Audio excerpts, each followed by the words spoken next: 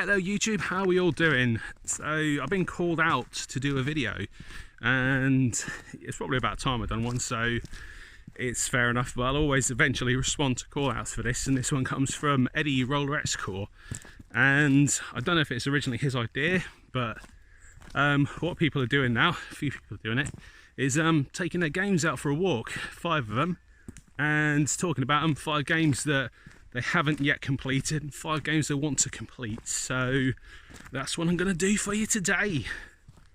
I've got my 5. I'm going to be doing no particular order because it's awkward to hold a camera and pull them out your bag. So first up, they're all pretty big hitters actually.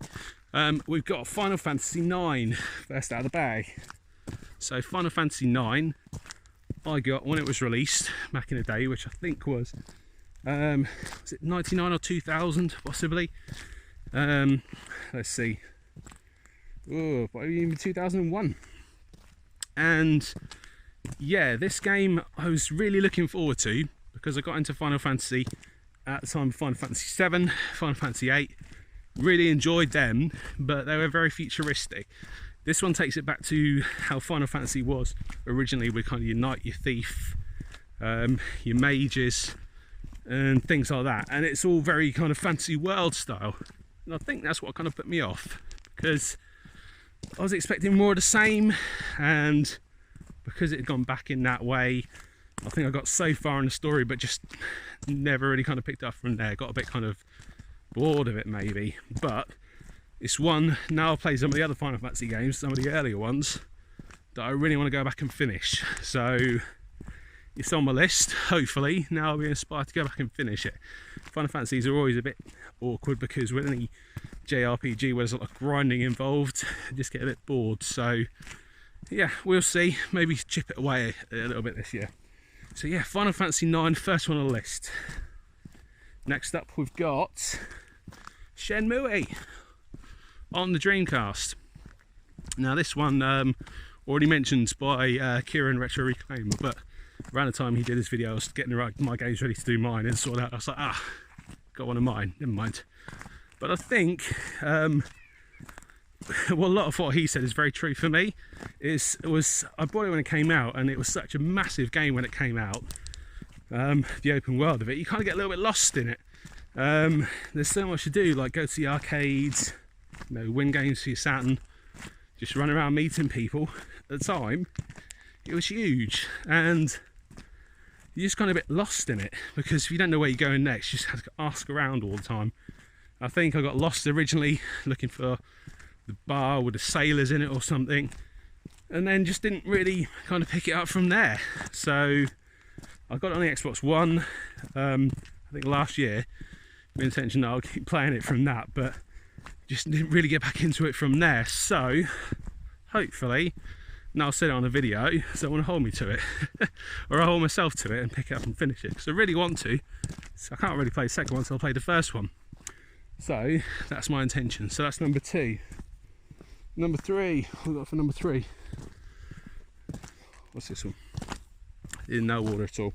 So this one is quite a shocker again, considering I love the franchise, but it is Zelda Skyward Sword. And again, I got this one on release. I got it in the special edition around the Christmas it was released.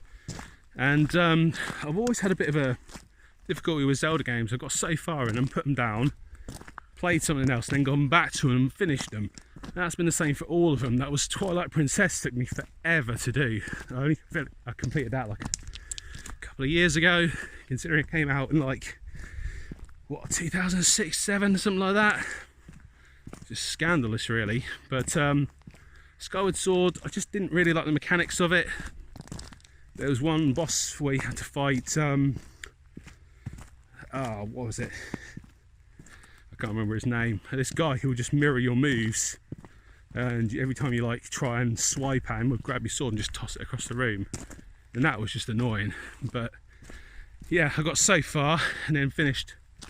But considering it's now coming out on the Switch in HD remaster, I'm kind of thinking I need to go back and finish on the original console, so that's why it's made it into this group. So yeah, that's my number 3. Number 4. I got number 4. Can't get it. Right, number 4.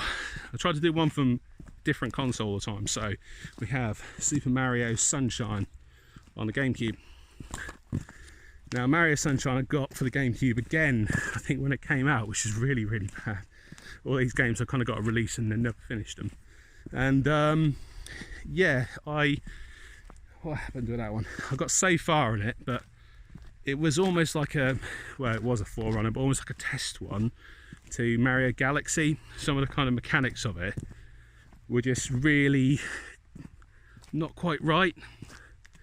So you had kind of the jetpack, the flood device, which was just kind of shoot water and then you hover with it. And it was all very, very nice and for the time really good, as the GameCube games were, but with that and the PlayStation 2 and Xbox coming out, it just kind of got put to one side and not played. And a few years ago I sold it, so that isn't actually my original one.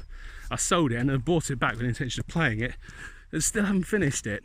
And when I bought it again, it was the intention of 100% in the game, and I got to this stupid level with this sandbird that was flying around a tower with you riding on its back, and you had to get all the coins from all 4 sides of it, and there's one at the top of the tower, and the idea was you balance on it and then it will bank really hard to the left and you have to like hover with a jetpack and land on its side, and then it'll turn itself around again and you have to turn yourself to land on its back again. That was so hard because the controls were so awkward. It took me so many goes to do. I just got fed up with it, so never finished it. And yeah, it's one I really, really need to go back to. So that's why I've made it onto the list. Right, I'm going to turn around here and reach the end of the footpath. Okay, and on to the last game, number 5. Number 5 on my list is Bioshock Infinite. So Bioshock Infinite, why have I not finished that? Well, I really, really loved Bioshock 1. That was probably one of my, and probably still is, one of my all-time favourite games for story, because it was just absolutely fantastic. You know, as a game, the storyline was amazing. The way it all kind of ties together, you know, the first-person shooting mechanics, the weapons, things like that. I just loved it.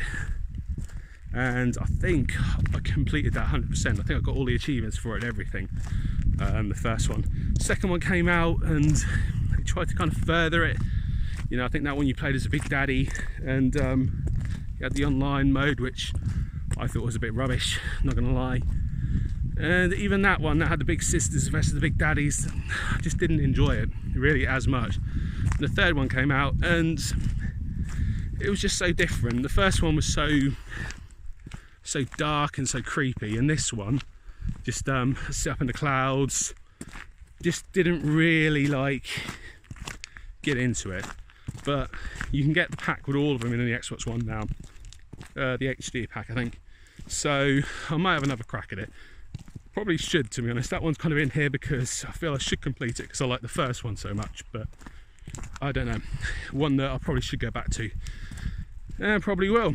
So yeah, that are my 5 games. Quite a lot of people have done this, as I say, so I don't really know who to call out to do this one. So just maybe a call to everyone, if you haven't done this, just, you know, pick 5 games, take them out for a walk, talk about them, and tell us which ones you haven't completed and why, and then hopefully, you know, we'll see more people are doing it, because be really interested to see what other people say or what other people think about this. So let us know in the comments. But that's it. I'll see you guys later. Take it easy. Bye for now.